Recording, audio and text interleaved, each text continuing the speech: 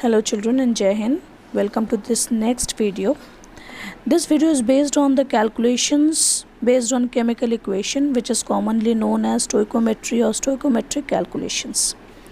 अब stoichiometric calculations का मतलब ये होता है कि यहाँ पर हम balanced chemical equation के respect में calculations करेंगे और mass volume mass mole and mole relationships के बारे में देखेंगे।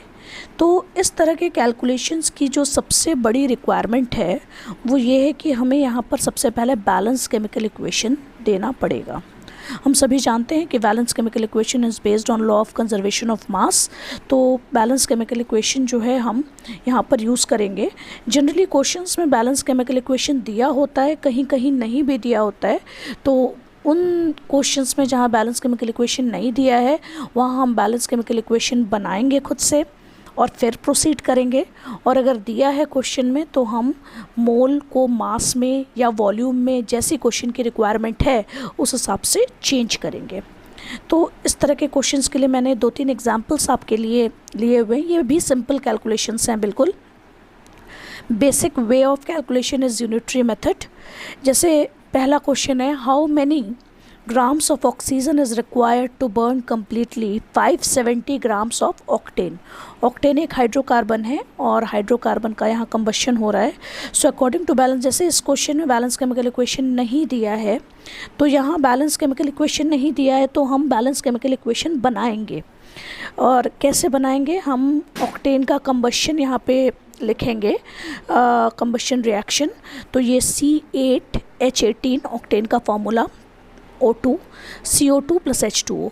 ये जो स्टोइकोमेट्रिक कोफिशिएंट्स हैं ये आपको बैलेंस केमिकल इक्वेशन में देखना पड़ेगा और बैलेंस करना पड़ेगा इसको।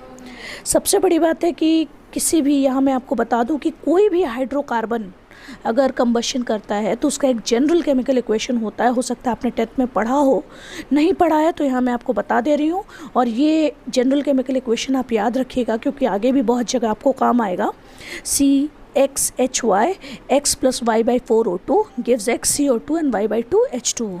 तो इस इक्वेशन के हिसाब से यहाँ हमने इसको बैलेंस कर लिया है, ठीक है। तो once you get this balanced then you start your calculation.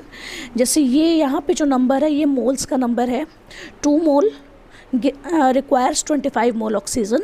Then 2 × 114। अब 114 क्या है, ये इसका मोलर मास है। 1 मोल का मास 114 होगा तो नेचुरली 2 मोल्स का मास 2 × 114 होगा। 1 मोल का मास यहाँ 32 है तो नेचुरली 2 मोल्स का 25 मोल्स का मास 25 × 32 हो जाएगा। तो अगर 2 × 114 ग्राम ऑक्टेन के लिए 25 × 32 ग्राम ऑक्सीजन रिक्वायर्ड है तो 570 ग्राम ऑक्टेन के लिए कितना रिक्वायर होगा, 25/32 × 570 / 2 × 114 लगभग 2000 ग्राम O2। अब आप यहाँ देख रहे होंगे कि हमने यहाँ इसको मल्टीप्लाई करके आंसर नहीं निकाला है। ये हमने इसलिए नहीं किया ताकि आपका कैलकुलेशन सिंप्लीफाई हो जाए।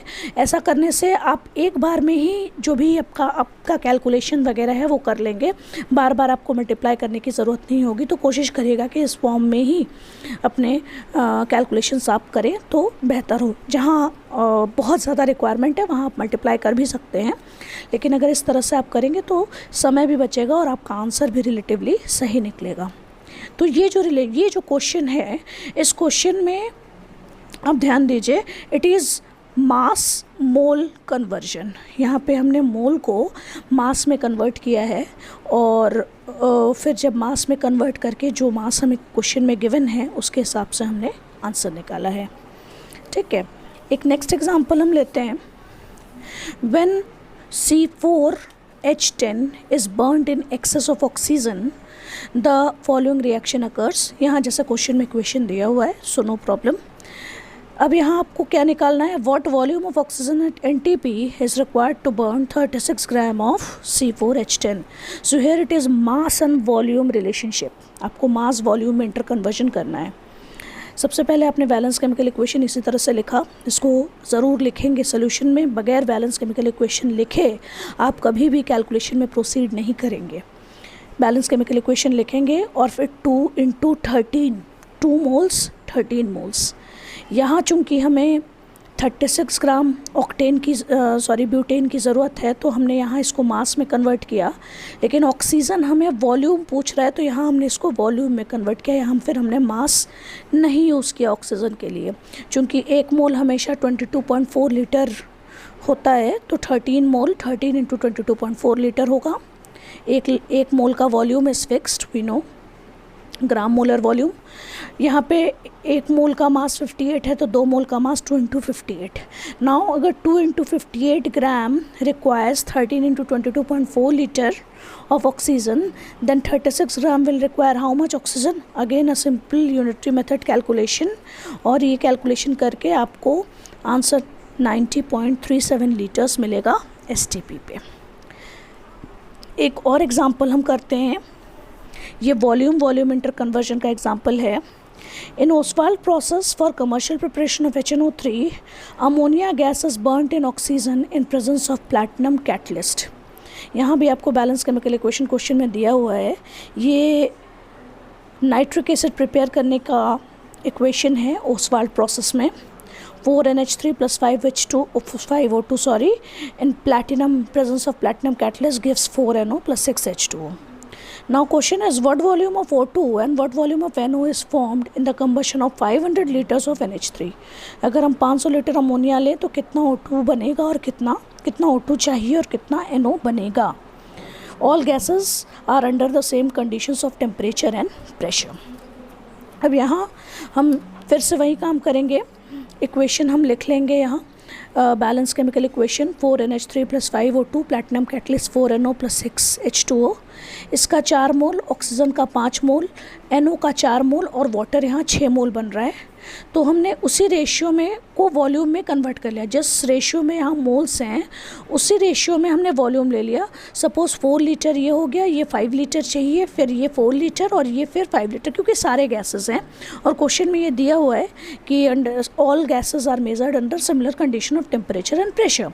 सो मोल के रिलेशन रेशियो में ही यहाँ वॉल्यूम कन्वर्ट कर लिया गया। और डायरेक्टली अब आप कैलकुलेशन कर सकते हैं, 4 litre NH3 is equivalent to 5 litre O2। तो 500 लीटर NH3 के लिए कितना O2 चाहिए? 5/4 रेशियो चूँकि वही है, तो 5/4 into 500, very simple 625 litres. Similarly अगर 4 लीटर NH3 से 4 लीटर NO बन रहा है तो नेचुरली 500 लीटर NH3 से 500 लीटर NO बनेगा। तो ये O2 का रिक्वायरमेंट यहाँ इस क्वेश्चन में 625 आ गया और NH3 का जो है NO का 500 लीटर्स आ गया। तो ये बड़े सिंपल कैलकुलेशंस हैं, इसमें और डिफ़िकल्ट कैलकुलेशंस भी हैं जो कि हम आगे नेक्स्ट वीडियो में आपसे शेयर करेंगे। फ़िलहाल ये बहुत जनरल सिंपलेस्ट कैलकुलेशंस हैं जिनको कि हम स्टोइकोमेट्रिक कैलकुलेशंस बोलते हैं, और these calculations are generally based on